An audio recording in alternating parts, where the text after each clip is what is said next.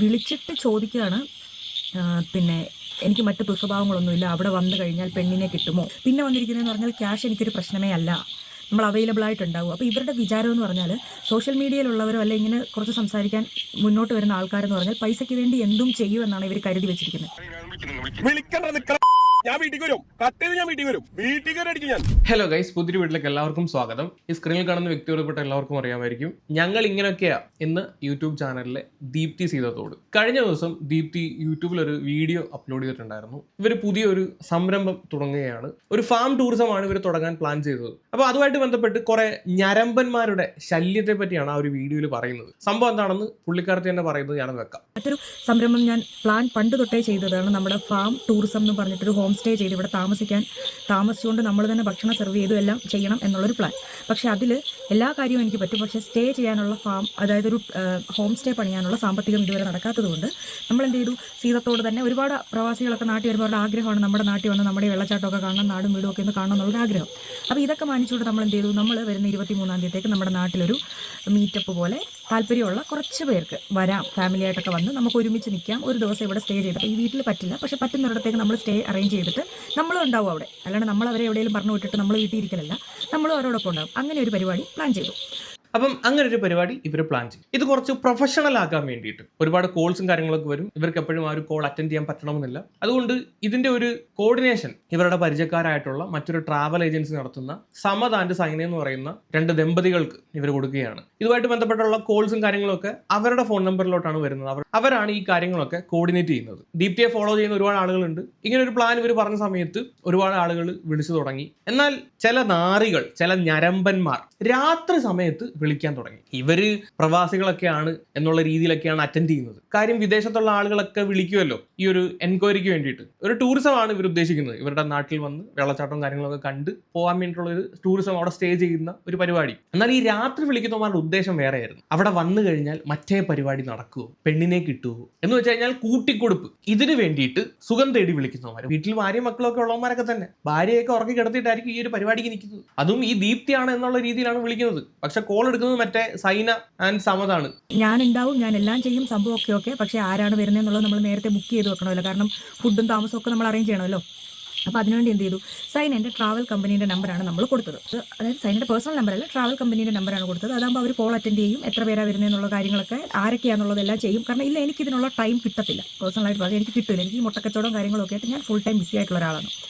അപ്പോൾ ഇതെന്ത് പറ്റിയെന്ന് പറഞ്ഞാൽ, കുറേ പേര് നമ്മളെ സപ്പോർട്ട് ചെയ്യാൻ വേണ്ടിയിട്ട് അവരുടെ എല്ലാ തിരക്കും മാറ്റി വെച്ച് വരാൻ തയ്യാറായപ്പോൾ മറ്റു ചില ആളുകൾ ഇത് എന്ത് ചെയ്യുമെന്ന് വെച്ചാൽ, നോക്കുമ്പോൾ എന്താണ്, ഒരു പെൺകുട്ടി വേണ്ട, ഒരു സ്ത്രീ വന്നിരുന്നുകൊണ്ട് നാട്ടിലേക്ക് വരാം, ഇവിടെ സ്റ്റേ ചെയ്യാം എന്നൊക്കെ പറഞ്ഞപ്പോഴത്തേക്ക് അവർക്കത് മറ്റൊരു രീതിയിലേക്കാണ് ആവശ്യം. അതായത് ഞാനാണെന്ന് കരുതി സൈനയ്ക്കാണ് ഇവർ മെസ്സേജ് അയക്കുന്നത്. എല്ലാവരും സൈനയ്ക്കാണ് മെസ്സേജ് അയക്കുന്നതും വിളിക്കുന്നതും ഒക്കെ. അപ്പോൾ ഫോൺ എടുക്കുമ്പോഴേ സൈന പറയും ഇന്ന ആളാണ്, ദീപ്തിയുമായിട്ട് കമ്മ്യൂണിക്കേറ്റ് ചെയ്യാം, എന്നിട്ട് കൺഫേം ആകുന്ന ആളുമായിട്ട് ഞാൻ സംസാരിക്കുക, എന്താണെന്ന് വെച്ചാൽ ചെയ്യും. അതിൻ്റെ ആവശ്യമുള്ളത്, കാരണം നമുക്ക് ഒരുപാട് കോളുകൾ വരുന്നല്ലേ, അതാണ് അതിൻ്റെ ഇത്.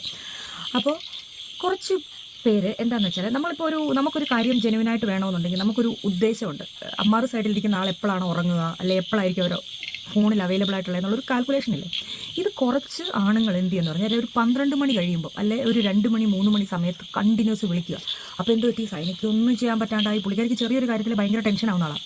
ഞാൻ എന്തെങ്കിലും ഒക്കെ വിട്ടുകളയും, പക്ഷേ പുള്ളിക്കാരിക്ക് അങ്ങനെയല്ല, ഭയങ്കരമായിട്ട് ടെൻഷനാകും. എന്തെങ്കിലും മോശമായിട്ടുള്ള കാര്യങ്ങളോ അല്ലെ എന്തെങ്കിലുമൊക്കെ വരുമ്പോൾ ഭയങ്കര ടെൻഷനാകും. ഇത് മോശം മെസ്സേജുകൾ, പിന്നെ വോയിസ് മെസ്സേജുകൾ, കോളുകൾ. അപ്പോൾ ഫോൺ സൈലൻ്റ് ആക്കി വെച്ചിട്ട് പുള്ളിക്കാരി കിടന്നു. അതായത് ഒരു 10 മണിക്ക് ശേഷം ഫോണങ്ങ് സൈലൻ്റ് ആക്കും. രാവിലെ എണീക്കുമ്പോൾ ഫോൺ നിറയെ കോളുകളും കാര്യങ്ങളും. അപ്പം ഇത് ജെനുവിനായിട്ടുള്ള കോളാണ്. ഈ പുറത്തുള്ള ആൾക്കാർ നാട്ടിൽ ലീവിന് വരുന്നതിൻ്റെ കാര്യം പറയാൻ അവിടുത്തെ ടൈം വ്യത്യാസം ഉണ്ടല്ലോ. 1-2 കോൾ വിളിച്ച് കഴിഞ്ഞപ്പോഴത്തേക്ക് പുള്ളിക്കാരിക്ക് മനസ്സിലായി ഇത് അസുഖം വേറെയാണ്. അതായത് പരസ്യമായിട്ട്, അതായത് വിളിച്ചിട്ട് ചോദിക്കുകയാണ്, പിന്നെ എനിക്ക് മറ്റു ദുസ്വഭാവങ്ങളൊന്നുമില്ല, അവിടെ വന്നു കഴിഞ്ഞാൽ പെണ്ണിനെ കിട്ടുമോ? ഇങ്ങനെ പബ്ലിക്കായിട്ട്, അതായത് സ്വന്തം ഫോൺ നമ്പറിൽ നിന്നും മറ്റൊരാളുടെ അടുത്ത് വിളിച്ച് ചോദിക്കണമെങ്കിൽ എത്രത്തോളം ധൈര്യം ഉണ്ടായിരിക്കും. അപ്പോൾ ഇവരിതൊക്കെ ആദ്യമായിട്ടല്ല ഇങ്ങനെയുള്ള ബിഹേവിയർ.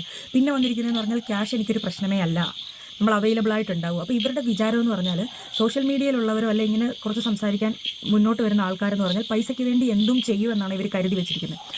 അതാണ് ഇവിടുത്തെ പ്രശ്നം. കുറച്ച് അലവലാതി കോണ്ടന്റ് ക്രിയേറ്റേഴ്സ് ചെയ്യുന്ന ഇതുപോലുള്ള കുൽസിത പ്രവർത്തികൾ എല്ലാവരെയും അത് ബാധിക്കുന്നത് ഇങ്ങനെയാണ്. ഇങ്ങനെയുള്ള നാറുകൾ വിചാരിക്കും സോഷ്യൽ മീഡിയ വന്നിരിക്കുന്ന എല്ലാവരും തുണി അഴിക്കാൻ വേണ്ടിയിട്ട് വന്നിരിക്കുന്നവരാണെന്ന്. ഇൻസ്റ്റാഗ്രാമിൽ കോണ്ടന്റ് ക്രിയേഷൻ എന്ന് പറയുന്ന പേരിൽ ഫോളോവേഴ്സിനെ, ലക്ഷക്കണക്കിന് ഫോളോവേഴ്സിനെ ഉണ്ടാക്കിയിട്ടുള്ള ഒരു ഹയർ മെജോറിറ്റി, എല്ലാവരെയും അല്ല പറയുന്ന ഒരു നല്ല മെജോറിറ്റി സ്ത്രീ കോണ്ടന്റ് ക്രിയേറ്റേഴ്സും അവരുടെ ശരീരം പ്രദർശിപ്പിച്ചിട്ട് തന്നെയാണ് ഫോളോവേഴ്സിനെ ഉണ്ടാക്കിയിട്ടുള്ളത്. ഇത് കാണാൻ വേണ്ടിയിട്ട് കുറെ ഞരമ്പന്മാരും വരും. ഇതാണ് അവരുടെ US. ഇതില്ലാതെ അവർക്കൊരു കോണ്ടന്റ് ഇല്ല. നല്ല രീതിയിൽ മാന്യമായി കോണ്ടന്റ് ചെയ്യുന്ന ഒരുപാട് ആളുകളുണ്ട്, അവർക്കും ഇതുപോലുള്ള അനുഭവങ്ങൾ വരുന്നുണ്ട്. പക്ഷെ ഒരു പൊതുവായിട്ടുള്ള ഒരു നറേഷൻ ഇതാണ് കൊടുക്കുന്നത്. കോണ്ടന്റ് ക്രിയേഷൻ ചെയ്യുന്ന എല്ലാം ഈ ഒരു പരിപാടിക്കാണ് നിൽക്കുന്നത്. കാര്യം ഇച്ചിരി പൊക്കിളും ഇച്ചിരി ക്ലീവേജ് ഒക്കെ കാണിക്കുമ്പോഴത്തേക്ക് നല്ല മാർക്കറ്റാണ്. കഷ്ടപ്പെട്ട് കുത്തിയിരുന്ന് എഡിറ്റ് ചെയ്ത് ഏതെങ്കിലും ഒരുത്തം നല്ലൊരു റീലിട്ട് കഴിഞ്ഞാൽ അത് കാണാൻ ആളില്ല. പെണ്ണ് വന്ന് ഒന്ന് താഴ്ത്തി കാണിച്ചു കഴിഞ്ഞാൽ അത് കാണാൻ ലക്ഷക്കണക്കിന് ആളുകളാണ്, മില്യൺസ് ഓഫ് വ്യൂവർഷിപ്പ് ആണ്. നിങ്ങൾ ഇൻസ്റ്റാഗ്രാം എടുത്ത് പോയി കഴിഞ്ഞാൽ മനസ്സിലാവും, ഒരു കാര്യമില്ല. ഒരു പാട്ടിടുക, അങ്ങോട്ടും ഇങ്ങോട്ടും കാണിക്കുക, ഇച്ചിരി പൊക്കി കാണിക്കുക, ഇച്ചിരി പരത്തി കാണിക്കുക, തീർന്ന്. ഇത് കണ്ടിട്ടാണ് എല്ലാ അവന്മാരും വന്ന് ഇവരെ ഫോളോ ചെയ്യുന്നത്. നല്ലൊരു ആർട്ട് വർക്ക് ആരെങ്കിലും ചെയ്തിട്ട് കഴിഞ്ഞാൽ കാണാൻ ആളില്ല. കാര്യം എന്താ?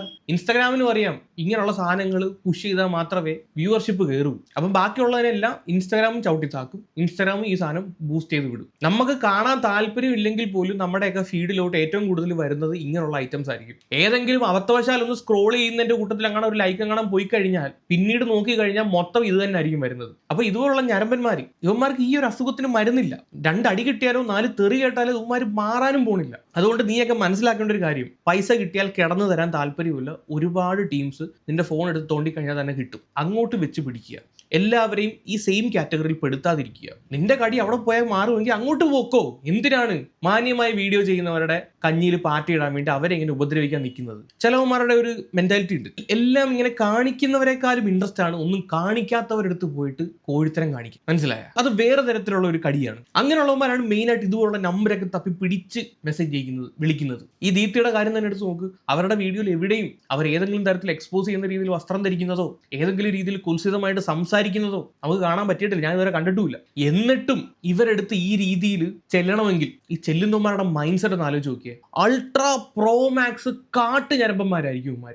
പൊതുസമൂഹത്തിലോട്ട് ഇറങ്ങി കഴിഞ്ഞാൽ ഇതുപോലുള്ള കുറേ അമ്മമാരെ കാണാൻ പറ്റും. പക്ഷെ നമുക്ക് നേരിട്ട് കണ്ടാൽ മനസ്സിലാവൂല. കണ്ടു കഴിഞ്ഞാൽ ഭയങ്കര ഇൻസ്റ്റൊക്കെ ചെയ്ത് ബാഗൊക്കെ ആയിട്ട് രാവിലെ പണിക്ക് പോയി വൈകിട്ട് വരുന്നവന്മാരൊക്കെ ആയിരിക്കും. പക്ഷെ രാത്രി ആയി കഴിഞ്ഞാൽ കുണമൊന്ന് മാറും. സത്യം പറയാലോ, ഈ സ്ത്രീകളുടെ വില സ്ത്രീകൾ തന്നെയാണ് കളയുന്നത്. സ്വന്തം ശരീരം ഒബ്ജക്ടിഫൈ ചെയ്യുകയാണ് ഇവർ ചെയ്തുകൊണ്ടിരിക്കുന്ന പരിപാടി. അവർ തന്നെയാണ് അവരുടെ ശരീരം ഒബ്ജക്ടിഫൈ ചെയ്യുന്നത്. ഇങ്ങനെയുള്ള ഞരമ്പന്മാർക്ക് ആസ്വദിക്കാൻ മാത്രമുള്ള ഒരു വസ്തുവായിട്ട് അതിനെ ഇട്ടുകൊടുക്കുന്നത്. നമ്മുടെ നാട്ടിലെ ഒരുപാട് സോ കാൾഡ് ഇൻഫ്ലുവൻസേഴ്സ് ഇതിന്റെ ഭാഗമാണ്. ഇത് ചെയ്തിട്ടാണ് അവർ ജീവിക്കണത്. ഇവളുമാർ ഇതുപോലെ തുണി അഴിച്ച് നടക്കുന്നതിന്റെ ഭാഗമായിട്ടാണ്, ബലമായിട്ടാണ് ഇങ്ങനെയുള്ള മാന്യമായിട്ട് വീഡിയോ ചെയ്യുന്ന ആളുകൾക്ക് പോലും ഇത്തരത്തിലുള്ള ദുരവസ്ഥ ഉണ്ടാവാനുള്ള മെയിൻ കാരണം എല്ലാ കോണ്ടന്റ് ക്രിയേറ്റേഴ്സിനെയും ഒരു ഗ്രൂപ്പിൽ അങ്ങ് പെടുത്തു. അപ്പൊ ദീപ്തിയുടെ കാര്യം പറഞ്ഞു വന്നത്, ഇവർക്ക് ഇതുപോലെ രാത്രിയായ സമയത്ത് ഇതുപോലെ ഒരുപാട് കോൾസ് വരാൻ തുടങ്ങി. മൊത്തം കുൽസിതമാണ്. മറ്റേതുണ്ടോ, മറ്റേ പരിപാടി കിട്ടുമോ ഉണ്ടോ എന്ന് ചോദിച്ചിട്ടാണ് ഈ കോൾ എല്ലാം വരുന്നത്. അതിൽ ഒരുത്തനെ ഇവന്മാർ തൂക്കി ഇവരവരെ വിളിക്കുന്നുണ്ട്. ദീപ്തി അല്ല വിളിക്കുന്നത്, ഈ സൈനയുടെ ഭർത്താവായിട്ടുള്ള സമതാണ് വിളിക്കുന്നത്. അയാളുടെ ഭാര്യയാണല്ലോ ഇവന്മാർ വിളിച്ച് തോന്നിയ ദിവസം പറഞ്ഞു ദീപ്തിയാണെന്ന് പറഞ്ഞിട്ട്. അപ്പൊ പുള്ളിയാണ് ആ ഞരമ്പനെ വിളിക്കുന്നത്. അതിന്റെ ഒരു കോൾ റെക്കോർഡിങ്ങും ഇതിന്റെ കൂടെ വെക്കുന്നുണ്ട്. ഞാൻ അതുകൂടെ വെക്കാം.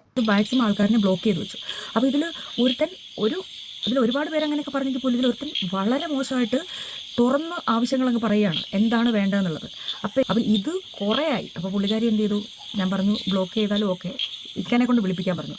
അങ്ങനെ സൈനേൻ്റെ അടുത്ത് വളരെ മോശമായിട്ട് ഞാനാണെന്ന് കരുതി സംസാരിച്ച ഒരു വ്യക്തിയെ ഇക്ക വിളിച്ച് തിരിച്ച് സംസാരിക്കുന്നതിൻ്റെ ഒരു വോയിസ് ക്ലിപ്പ് ഞാൻ കേൾപ്പിക്കാം. വളരെ ബീപ്പൊക്കെ ഇട്ടിട്ടാണ് പറയുന്നത്. ചിലർക്ക് തോന്നും പുള്ളിയും മോശമായിട്ടല്ലേ തിരിച്ചു പറയുന്നതെന്ന്. അദ്ദേഹത്തിൻ്റെ ഭാര്യയോട് മോശമായിട്ട് സംസാരിച്ചപ്പോൾ, ഞാനാണെന്നോ ആരാണെന്നോ കരുതിക്കോട്ടെ, മോശമായിട്ട് സംസാരിച്ചപ്പോൾ അതിനുള്ള മറുപടിയാണ് ഒരു ഭർത്താവാണ് കൊടുത്തേക്കുന്നത് തൻ്റെ ഭാര്യയോട് മോശം സംസാരിച്ച ഒരു ആണിൻ്റെ അടുത്ത്. അപ്പോൾ അതിൽ നമ്പർ ഹൈഡ് ചെയ്തു, ബീപ്പ് സൗണ്ട് ഒക്കെ ഇട്ട് ഞാനിപ്പോൾ കേൾപ്പിച്ചു തരാം.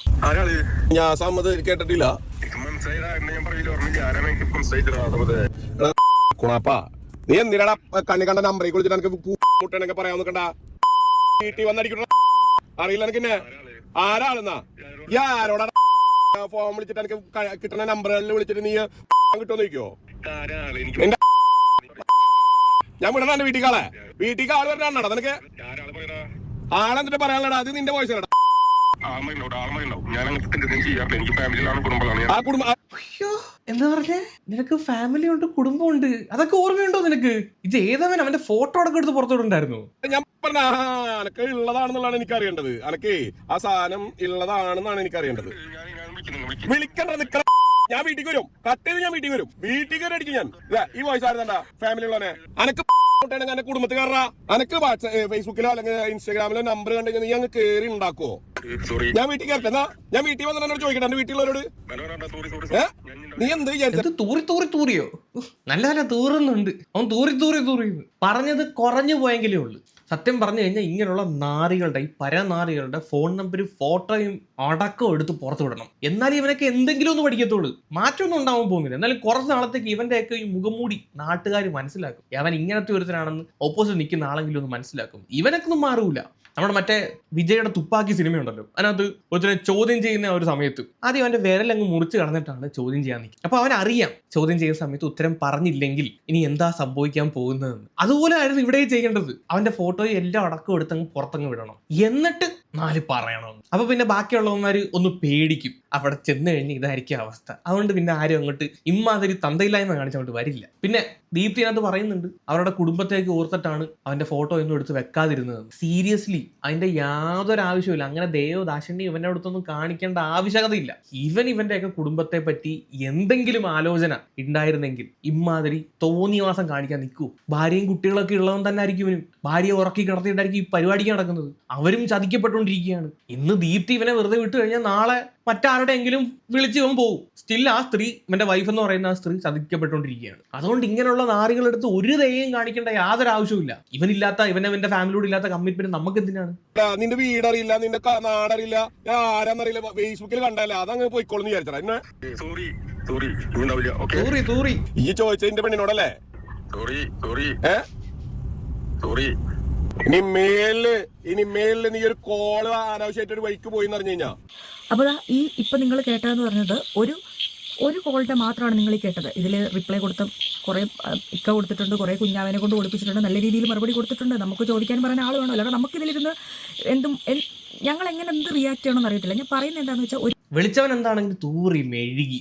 സ്റ്റിൽ ഞാൻ പറയുന്നു കുറച്ചുകൂടെ കൊടുക്കായിരുന്നു. ഇവർ ഇതിനേക്കാൾ അധികം ഡിസർവ് ചെയ്യുന്നുണ്ടായിരുന്നു. സത്യം പറഞ്ഞാൽ ഇങ്ങനെയുള്ള ഒരു പ്രശ്നം ഇത് ദീപ്തി മാത്രം അനുഭവിക്കുന്ന ഒരു പ്രശ്നമല്ല. നമ്മുടെ സമൂഹത്തിലെ സ്ത്രീ സംരംഭകർ അനുഭവിക്കുന്ന ഒരു പൊതു പ്രശ്നമാണിത്. ഒരുതപ്പെട്ട എല്ലാവരും ഈ ഒരു ഫേസിലൂടെ കടന്നു പോയിട്ടുണ്ടാവും. അവരുടെ ബിസിനസ് മുന്നോട്ട് പോകേണ്ട സമയത്ത് അവർക്ക് അവരുടെ ഫോൺ നമ്പർ പബ്ലിക്കായിട്ട് പബ്ലിഷ് ചെയ്യേണ്ട ആവശ്യകത ഉണ്ടാവും. അതൊരു പെണ്ണിന്റെ നമ്പറാണ് എന്ന് മനസ്സിലാക്കി കഴിഞ്ഞാൽ ഇവന്മാർ ഇത് തന്നെ ചെയ്യും. രാത്രി വിളിക്കും, എന്നിട്ട് ഇമാതിരി പരിപാടിയാണ്. പേഴ്സണൽ എൻ്റെ അടുത്ത് സംസാരിച്ച ആൾക്കാരുണ്ട് ഇതിനെപ്പറ്റി. കുറച്ച് നാൾക്ക് മുമ്പ് വേറൊരു ഇൻഫ്ലുവൻസർ ഇതുപോലെ വന്ന് സംസാരിച്ചിട്ടുണ്ടായിരുന്നു. ഇവരുടെ ഫോൺ നമ്പർ എടുത്തിട്ട് ഇതുപോലെ വന്നിട്ട് തന്തയില്ല എന്ന് പറയുന്നത് ആ രാത്രിയിൽ കേസ് കൊടുക്കുമെന്ന് പറഞ്ഞിട്ട് പോലും അവനൊക്കെ പുച്ഛം, നീ കൊണ്ട് കൊടുക്കുക എന്നുള്ള രീതിയിലാണ് അവനെ സംസാരിക്കുന്നത്. ഇങ്ങനെയുള്ള ഞരമ്പന്മാരുടെ ഏറ്റവും വലിയ കോൺഫിഡൻസ് എന്താണെന്ന് വെച്ച് കഴിഞ്ഞാൽ നമ്മുടെ നിയമത്തിൽ ഇവനും ഒന്നും ചെയ്യാൻ പറ്റില്ല എന്നുള്ളതാണ്. അവന്മാർക്ക് അറിയാം ഇത്രേ ഉള്ളൂ, ഒരു തേങ്ങ പോലെ അവിടെ നടക്കാൻ പോകുന്നില്ല. അല്ലെങ്കിൽ ചൂണ്ടിക്കാണിക്കാൻ ഒരു എക്സാമ്പിൾ ഉണ്ടാവണം. ഇങ്ങനെ കോൾ ചെയ്തവനെ അത് ഇങ്ങനെ ശിക്ഷിച്ചു, അങ്ങനൊരു എക്സാമ്പിൾ നിലവിൽ എൻ്റെ അറിവിലില്ല. ഉണ്ടായിട്ടുണ്ടെങ്കിൽ ഈ അടുത്ത കാലത്ത് കുറെ കേസുകൾ വന്നിട്ടുണ്ട്. അവരാരെയും ഒന്ന് ശിക്ഷിക്കുന്നത് ഞാൻ കണ്ടിട്ടില്ല. ഏറ്റവും റീസെന്റ് ആയിട്ട് കണ്ടിട്ടുള്ളത് എന്താ, ഹണി റോസിനെ പറ്റി മോശം കമന്റിട്ടവന്മാരെ 1-2 ആ സമയത്ത് ആ ജനങ്ങളുടെ കണ്ണിൽ പൊടിയിടാൻ വേണ്ടിയിട്ട് ഒന്ന് പൊക്കിയെടുത്ത് ജീപ്പി കയറ്റി കൊണ്ടുവന്നതാണ്. അത് ഒരു സെലിബ്രിറ്റി അതിന്റെ പേര്, ന്യൂസ് വാല്യൂ ഉള്ള ഗവൺമെന്റ് ഗുണം ചെയ്യുന്ന ഒരു സാധനം അതിന്റെ പേര്. സാധാരണക്കാരൻ ഈ ഒരു പരാതിയായിട്ട് ചെന്ന് കഴിഞ്ഞാൽ പുല്ല് വിലയാണ്. നമുക്ക് പ്രോപ്പർ സിസ്റ്റം ഉണ്ട്. ഇതൊക്കെ ട്രാക്ക് ചെയ്യാനും ഇവന്മാരെ മിനിറ്റുകൾക്കകം പൊക്കാൻ വേണ്ടിയിട്ടുള്ള സംവിധാനം നമുക്കുണ്ട്. അതൊക്കെ എഫിഷ്യന്റുമാണ്. പക്ഷെ സാധാരണക്കാർ ചെല്ലുമ്പോഴത്തേക്ക് ഇതൊക്കെ ഇൻഎഫിഷ്യന്റ് ആണ്, ഇത് വർക്ക് ചെയ്യത്തില്ല, അവർക്ക് വേണ്ട നീതി ലഭിക്കില്ല. ഹൈ പ്രൊഫൈൽ ആയിട്ടുള്ള ആളുകൾക്ക് മാത്രം വെച്ചേക്കുന്ന ഒരു സംവിധാനമാണത്. ഇനി നമ്മൾ തന്നെ ഇറങ്ങി അന്വേഷിച്ച് കണ്ടുപിടിച്ച് ഇവന്മാരെ പൊക്കിയെടുത്ത് സ്റ്റേഷനിൽ കൊണ്ട് കൊടുത്തു കഴിഞ്ഞാൽ പോലും ഒരു കാര്യമില്ല. നമുക്ക് വേണ്ട നീതി കിട്ടാത്ത അവസ്ഥയാണ് ഇപ്പോൾ നിലവിലുള്ളത്. ഇതുകൊണ്ടൊക്കെ തന്നെയാണ് ഇങ്ങനെയുള്ള ശല്യങ്ങൾ ദിനംപ്രതി കൂടി വരുന്നത്. പലരും ഇതൊരു കേസായിട്ട് മുന്നോട്ട് പോകാൻ മടിക്കുന്നതിന്റെ മെയിൻ റീസൺ ഇത് തന്നെയാണ്. നമ്മുടെ സമയനഷ്ടം, പണം നഷ്ടം, മാനനഷ്ടം, ഇത്രയും നഷ്ടങ്ങളൊക്കെ സഹിച്ച് ഇനി അഥവാ മുന്നോട്ട് പോയി കഴിഞ്ഞാൽ നീതി ലഭിക്കുമെന്നുള്ളതിന് യാതൊരു ഉറപ്പുമില്ല. അതുകൊണ്ട് തന്നെ ഈ സിസ്റ്റത്തിൽ ജനങ്ങൾക്ക് വിശ്വാസമില്ല. ഇങ്ങനെയുള്ള കോളുകൾ വന്നു കഴിഞ്ഞാൽ കേട്ട് സഹിച്ച് മിണ്ടാതിരിക്കുക എന്നുള്ളതല്ലാതെ വേറൊന്നും ചെയ്യാനില്ല. ഓരോരുത്തരും അവരവരുടെ കാര്യം നോക്കി ഒതുങ്ങി കൂടിയങ്ങ് പോകും. അല്ലെങ്കിൽ പിന്നെ നമ്മുടെ സിസ്റ്റം അത്ര എഫിഷ്യന്റ് ആയിരിക്കണം, സമൂഹത്തിന്റെ മുന്നിൽ കൊണ്ടുവരണം ഇവനെയൊക്കെ. ഇതാണ്ട് ഇമാതിരി തോന്നിവാസം കാണിച്ച നിന്റെയൊക്കെ അവസ്ഥ ഇതാകണം എന്ന് കാണിക്കാൻ ഒരു എക്സാമ്പിൾ വേണം. ഇവന്മാർക്കൊന്നും ശിക്ഷ കാണത്തില്ല, എന്തെങ്കിലും ഒരു പിഴയോ അല്ലെങ്കിൽ ഒന്ന് വരട്ടി വിടലോ ഇതൊക്കെ കാണത്തുള്ളൂ. പിടിച്ച് ജയിലിടുന്ന പരിപാടികളൊന്നുമില്ല. ഇനിയിപ്പം ഒരു ദിവസം ഇട്ട് കഴിഞ്ഞാൽ പിന്നെ ബെയിലിൽ പുറത്തിറങ്ങാൻ പറ്റും. ഇതാണ് ഇവിടെ നടക്കുന്നത്. പിന്നെ ഇങ്ങനെയുള്ള സംഭവങ്ങൾ വന്നു കഴിഞ്ഞാൽ എന്തെങ്കിലും പ്രതികരിക്കുന്നത് ഇതുപോലെ ഇൻസ്റ്റാഗ്രാമിൽ യൂട്യൂബിൽ വീഡിയോ ചെയ്യുന്ന ആളുകളാണ്. അവർക്ക് അങ്ങനെങ്കിലും ഒന്ന് സമാധാനം കിട്ടട്ടെ. അതുകൊണ്ട് ഇവനെയൊക്കെ 4 പറയുമ്പോൾ ഒരു സംതൃപ്തി കിട്ടുമല്ലോ. അത് ഈ വീഡിയോ കണ്ടുകൊണ്ടിരിക്കുന്ന നിങ്ങൾക്ക് തന്നെ ജീവിതത്തിൽ ഒരിക്കലെങ്കിലും ഇതുപോലുള്ള സാഹചര്യങ്ങളിലൂടെ കടന്നു പോയിട്ടുള്ളവരായിരിക്കും. കൂടുതലൊന്നും പറയുന്നില്ല. നിങ്ങൾക്ക് ഇതുപോലുള്ള അനുഭവങ്ങളൊക്കെ ഉണ്ടായിട്ടുണ്ടെങ്കിൽ താഴെ ഒന്ന് കമന്റ് ചെയ്യുക. പുതിയ ഗവൺമെന്റ് ആണ് വരാൻ പോകുന്നത്. ഇതുപോലുള്ള കാര്യങ്ങളിലും കുറച്ച് മാറ്റങ്ങൾ ഉണ്ടാക്കി കഴിഞ്ഞാൽ നല്ല കാര്യം. കൂടുതലൊന്നും പറയാനില്ല. വേറൊരു വീഡിയോയുടെ വരാം. അപ്പം ശരി, ബൈ.